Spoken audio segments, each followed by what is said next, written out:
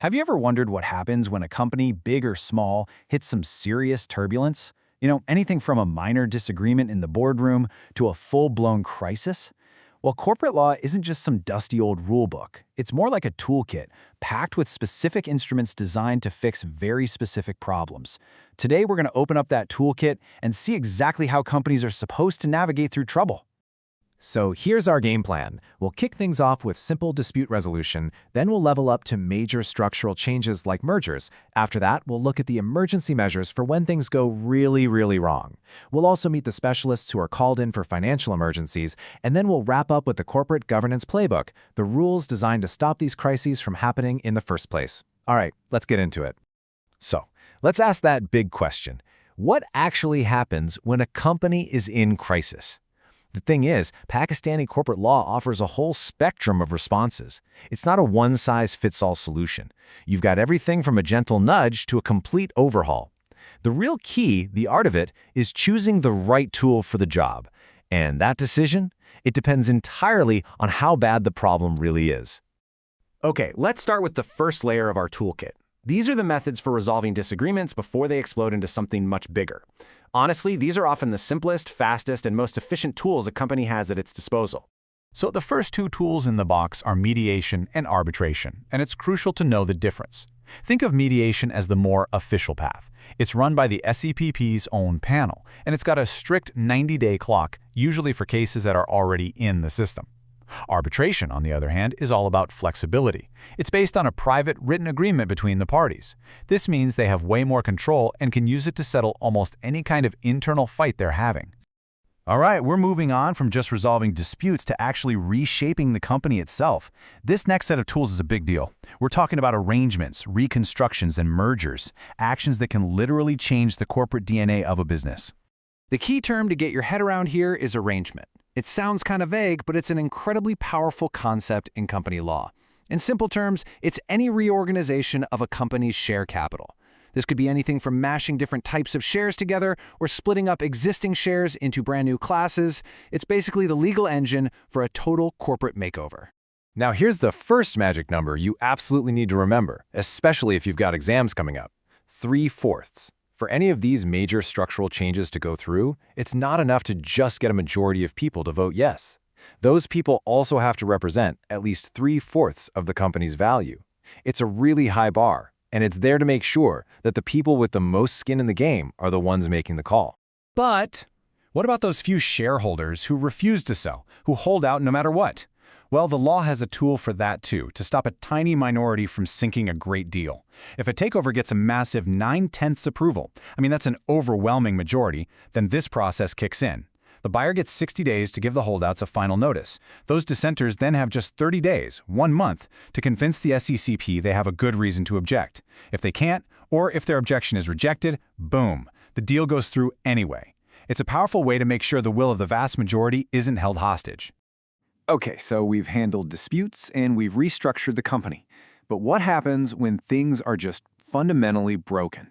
We're talking about real mismanagement or shareholders being treated completely unfairly. This is where we pull out the heavy-duty tools for intervention. And here's our next critical number: just 10%.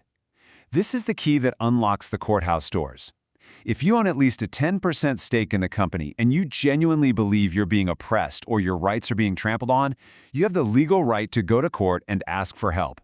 It's the minimum ticket you need to get a judge to even listen to your case. Now compare that 10% to this number, 60%. If things have gotten so bad that the entire management team needs to be kicked out and replaced, the bar is set much higher. Creditors who hold at least 60% of the interest can go to the SEP and ask for an administrator to be appointed to take over the company.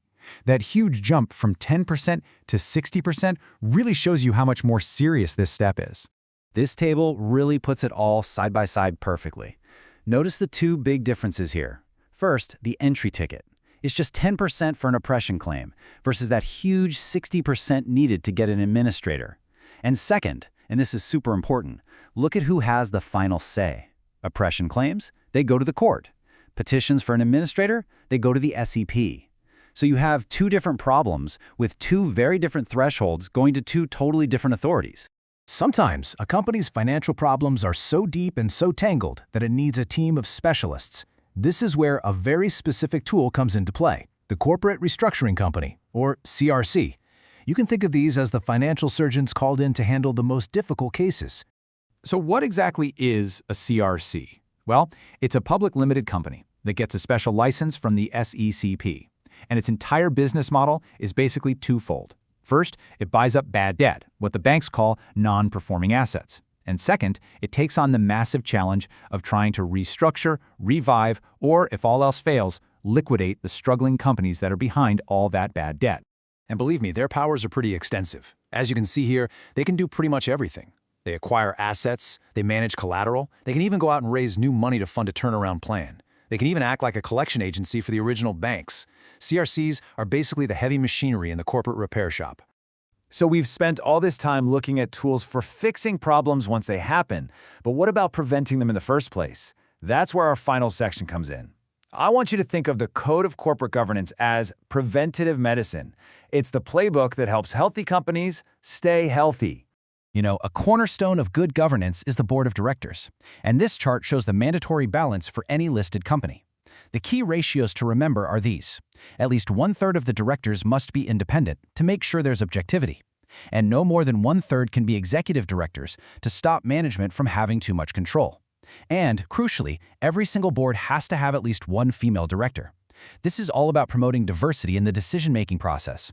And here's another simple but really critical rule for making sure directors can actually focus on their jobs. 7. That's it.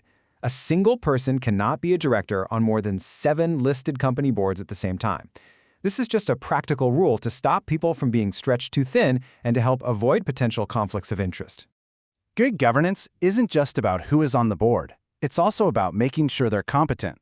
This timeline shows how the mandatory director training program was rolled out. The regulators set these clear, hard deadlines to make sure that by the middle of 2022, every single director of a listed company was certified. It guarantees a baseline level of knowledge about their duties and responsibilities. You know, when you strip it all away, all of these hundreds of rules really boil down to just a few core principles. This slide sums it up perfectly. It's about always acting in the company's best interest, having a solid plan for managing risk, maintaining strong internal controls to protect the company's assets, fostering an ethical culture from the top down, and of course, being transparent with all your stakeholders. These are the pillars that hold up a stable and successful company. Which leaves us with one last big question to think about. After exploring this entire toolkit, from simple arbitration all the way to complex governance rules, what is good governance really? Is it a true shield, something that can actually prevent a crisis from ever happening? Or is it simply a better, more robust rulebook for navigating the inevitable crises when they do arrive? Something to chew on.